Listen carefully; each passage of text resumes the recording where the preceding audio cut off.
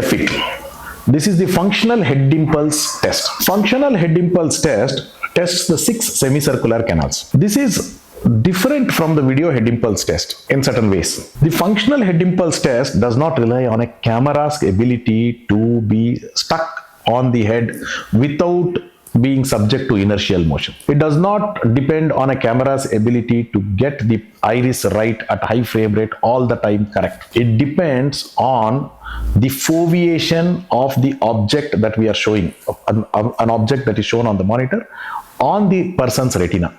So we can say that it uses the brain's capability to pick up something, the eye's capability to pick up something. So what is the principle here?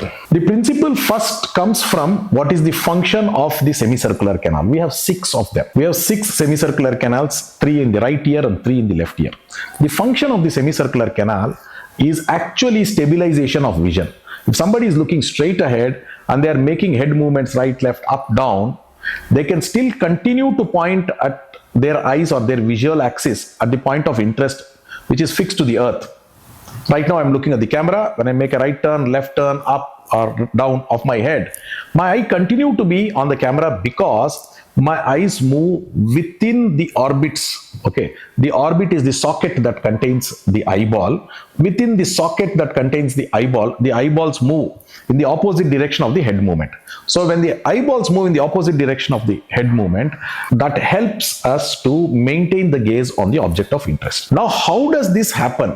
Especially at high velocities of the head, this happens because the semicircular canals in the inner ear detect that relevant head movement, and in almost real time, a latency of somewhere around 5 to 11 milliseconds, the eyes are moved in the opposite direction so that every head movement is compensated for by the corresponding compensatory oppositely directed eye movement, so that the vision remains centered and stable on whatever I was interested in. This is the Vestibulo-Ocular Reflex. Now this Vestibulo-Ocular Reflex is run in different planes.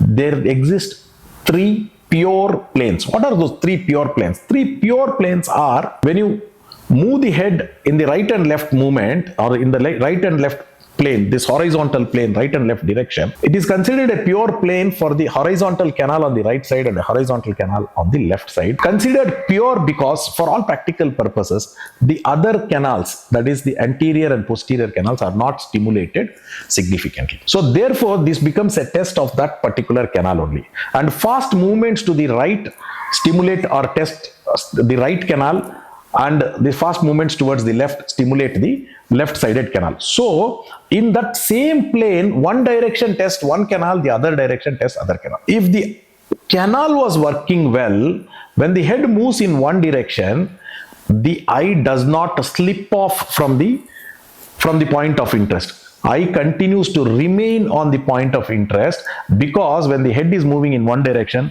the canal detects that head movement and sends a signal to the eye muscle to move the eye in the opposite direction. If this work was going on well, at the point of interest at which I am gazing, if a character is displayed momentarily at the peak of head velocity, if I can pick up that character which has been momentarily displayed during the peak of head movement, then that means that particular canal was functioning well. Here, and like this, there are pure planes for almost every canal. For the horizontal canal, the pure plane is the right-left movement. There is something called left anterior and right posterior canal, for which the pure plane is like this. There is the right anterior and left posterior canal plane, for which the pure plane is like this. The pitch forwards test the anterior canal, the pitch backwards test the posterior canal.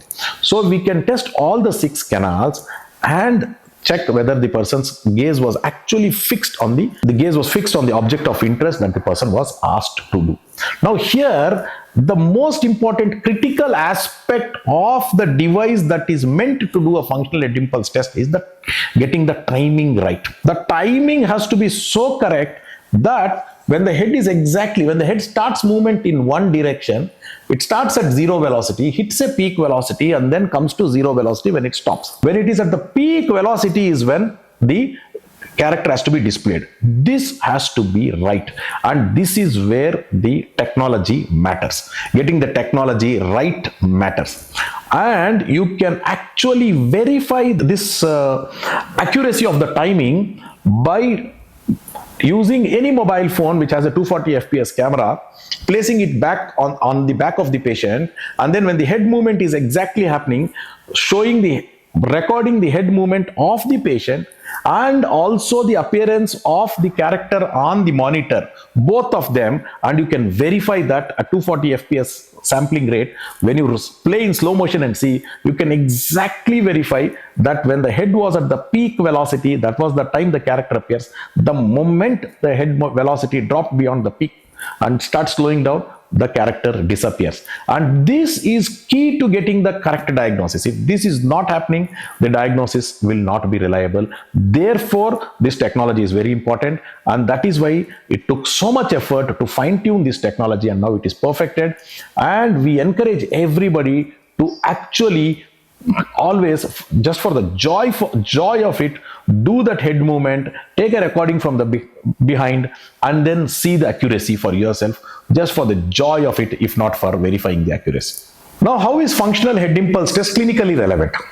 There are so many conditions that appear. We see different patterns of semicircular canal dysfunction that we see in clinical practice. There is something called superior vestibular neuritis, where two canals on one side, we call the lateral canal and the anterior canal on one side, show loss of function. Then there is the complete vestibular neuritis or labyrinthitis, where all the three canals on one side, that is the lateral, superior and posterior canal, show loss of function. There is something called bilateral vestibular loss, where people cannot see clearly while they are walking, and they have a lot of difficulty walking alone. In dim lit lights, they cannot walk properly.